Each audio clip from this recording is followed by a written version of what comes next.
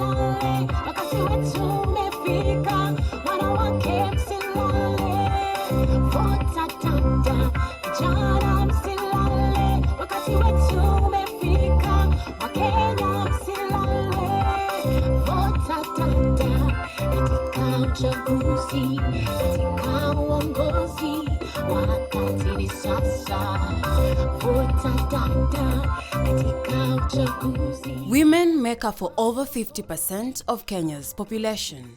Over the last 50 years, female population in the country has grown substantially from 6.45 million to 27.2 million persons, rising at an increasing annual rate. This is according to the World Bank.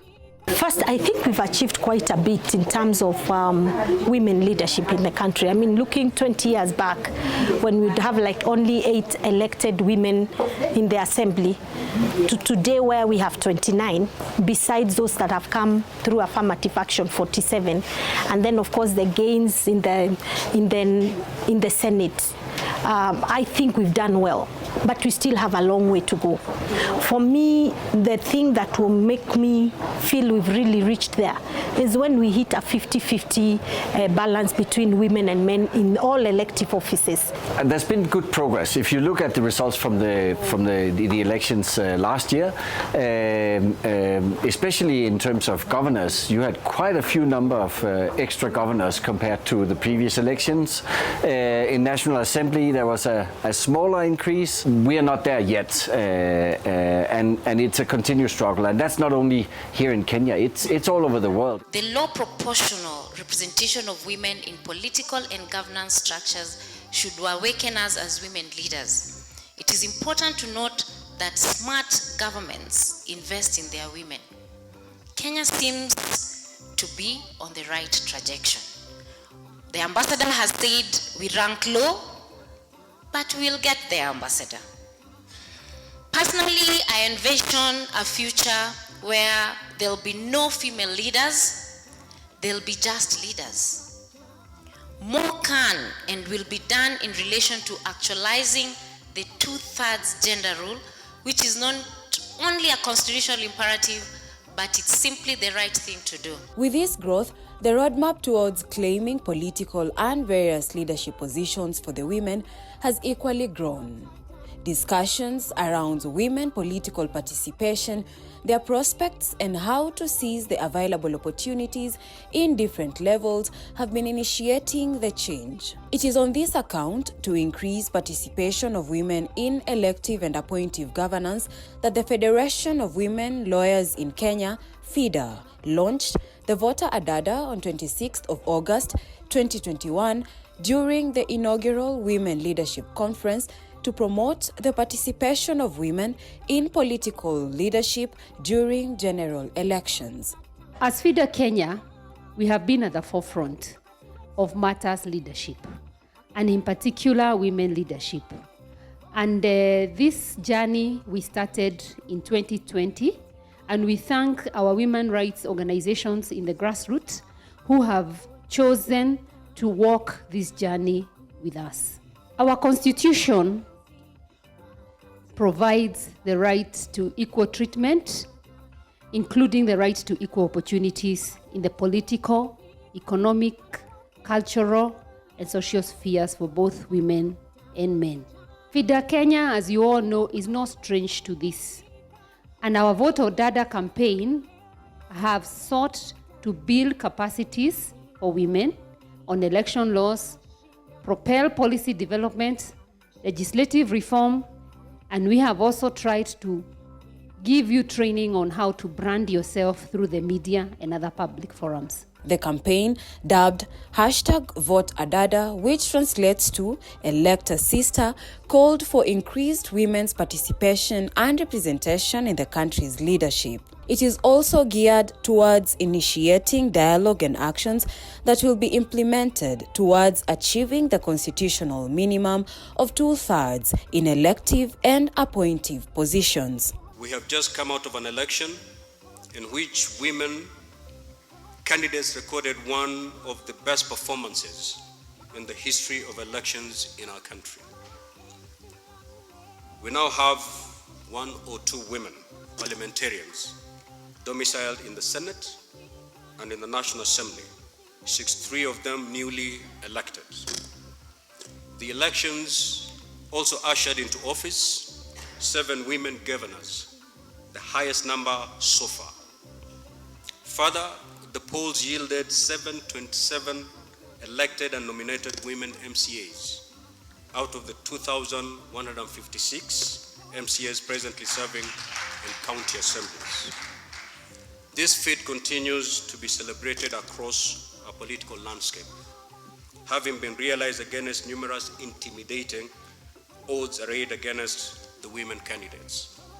The message that should ring loud and clear across our land presently and going forward is that political leadership in this country is no longer preserved of men. You are our mothers, you are our daughters, you are not comparable to anybody. You are just our mothers. So we come here to celebrate the journey of the Kenyan woman. In 1969, I remember my father coming home very excited.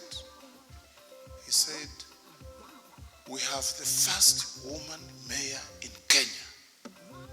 Grace Onyango has defeated Ondiek in Kisumu." He was celebrating the ability of people of society who were then downtrodden, discriminated against by culture, and kept always with the back burner of every decision making. And from the time Grace Onyango broke the ceiling, the Kenyan woman has walked boisterously, majestically, elegantly, with absolute and comparable confidence to leadership.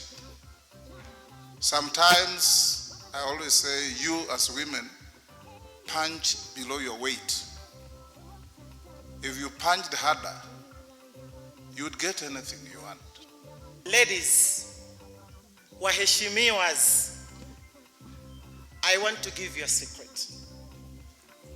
You are as equal as you think you are. So be proud of yourself. Because if you are not, no one will be. And I want to agree with Madam Daisy, the Iron Lady, that let's think differently. Let's do things differently if we want to succeed. Make use of these female legislators and staffs and seek their advice routinely. There's always someone in your chamber who can challenge you. So aim for continuous learning. It's not a weakness, but a strong weapon to give you a competitive edge. The main reason why gender and why women must be in leadership is the fact that we think differently. The way we were created, we think differently. Our development priorities are completely different, and we must be recognized for that. And the minute we realize that we have an agenda for women, and I'm so glad now that I'm nominated, I'm now women 100% issue. It is very important for us to know that there are issues that men will not prioritize, even in the budget. And I want to encourage you, KEWOPA members, we used to have lessons given in the name of KEWOPA on the issue of budgeting. Please read your budget and read it again. And check if your budget is giving you a balanced development in your constituency. That was another lesson I learned, and it came from KEWOPA. When we were doing budget process, we discovered that it is very important to do something called gender sensitive budgeting. The campaign, dubbed #vote-a-Dada, which translates to elect a sister, called for increased women's participation and representation in the country's leadership. Na leo tuko hapa kwa ufadhili wa shirika mama la FIDA-Kenya kuwezesha kuwahamasisha wanawake wenzetu walioko mashinani kuchukua nafasi za kisiasa.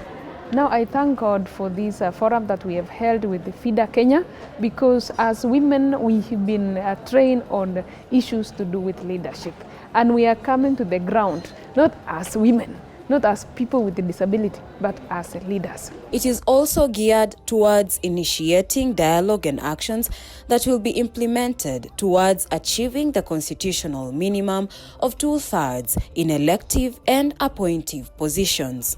True to our mission to ensuring that we have a society that upholds and respects the rights of women, we have been working very deliberately in each election cycle, taking stock and learning from what has happened in the previous cycle to make sure that as we prepare for the next, we are able to take the lessons learned and the opportunities presented to make sure women have a bigger space. Further, FIDA-Kenya, in collaboration with development partners and the Kenya Women Parliamentary Association, KEWOPA, planned a series of induction meetings aimed to familiarize newly elected members with the legislative processes, networking amongst members and with key partners. Hence, creating a working rapport to share experiences, challenges that they may face, and consequently mapping out priority legislative agenda for the 13th Parliament. I'm therefore very delighted this morning because of this meeting, and I want to congratulate honorable members for making it to the 13th Parliament, for the National Assembly and for the Senate. As a country, we have had many odds in terms of women representation in key decision-making spaces, especially in Parliament, and made tremendous milestones that must be celebrated, as currently we are doing. We have made a lot of milestones that we have worked towards. We have had now 3 women senators elected: Nakuru County, Isiolo County, and Machakos County. We have increased the number of elected women in the single constituency members from 23 in 2017 to 29 in 2022, an increase of 26.08%. 15 out of those 23 members in the 12th Parliament retained their seats, and that is a good milestone for KEWOPA. 47 women members of National Assembly, that is 15 out of 47 in the 12th Parliament, retained their seats. 6 women nominated in the National Assembly and 18 women nominated senators, 16 women nominated in the Senate, and 1 youth rep represented in the Senate, and 1 woman representing people living with disabilities. At the devolved level, we have made a great milestone because we have had set a record of 7 elected women governors. Let us appreciate them. KEWOPA works alongside other organizations with the aim of strengthening the participation of women in all spheres through capacity development, partnership building, and strategic community engagement. I would like to just start by also adding my voice to congratulating all of you for your very successful campaign during the period that we came from, the electoral period, the election period, which ushered you in your various positions. So you may wonder how we come into this. We come in because we are that agency in the United Nations system that is dedicated to gender equality and empowerment of women. So the issue of women's political representation and leadership is key to the work that we do in Kenya. In fact, it is part of our core mandate in Kenya. I think as your partners who are, on this side and willing for you to succeed in everything that you're doing, we have a few key messages that we wanted to share with you. The first one is the call for unity. This is the only space we can get rid of our political party affiliations and say what is important for the women of Kenya. And then we rally around all of that as a single body. So it's my appeal for unity and more unity. I really also want to acknowledge and thank KEWOPA for taking the initiative for this induction. I think it's a great way to bring everybody together and to rally around and to try to really push the shared commitment to put gender equality on the forefront of the national agenda here in Kenya. That should be really, really saluted. And not only because it's a constitutional right, actually, it's also a human right. We need more women political leaders, but also because it's a very, very good idea, because we know that all research shows that if you have diversity, if you have a balance between men and women in leadership, it actually brings about better results.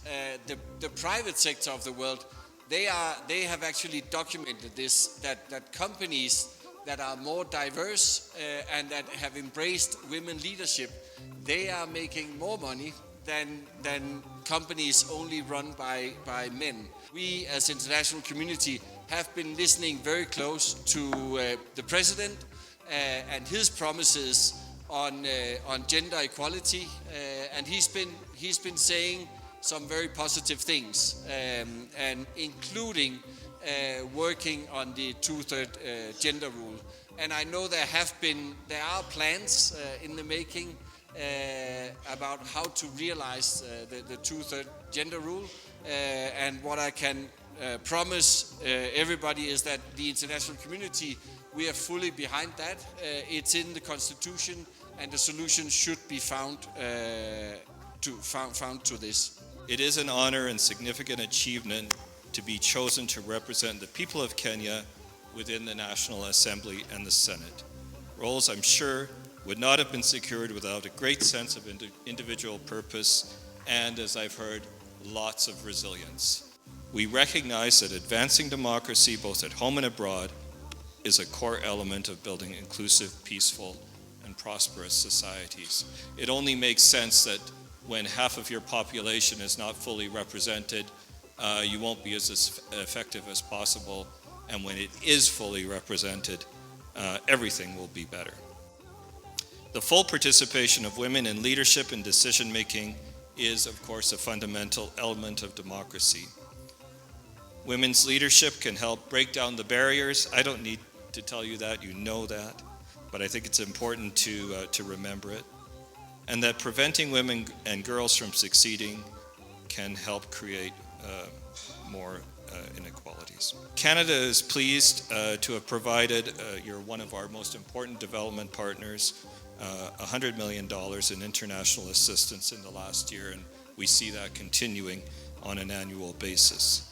And this investment is channeled towards empowering women and girls.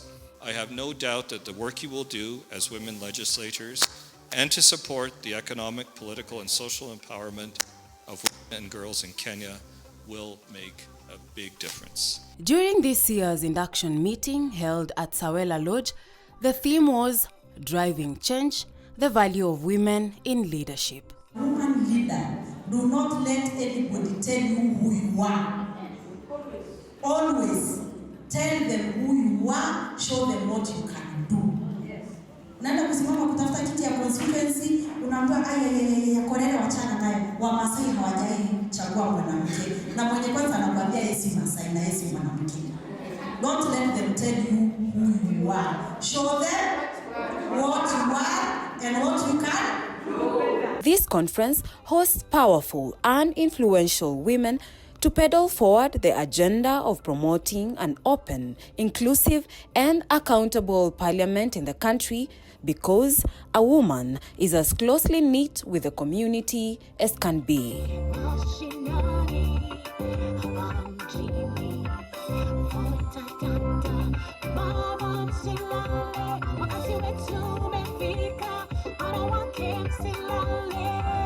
For Vijana msilale, wakati wetu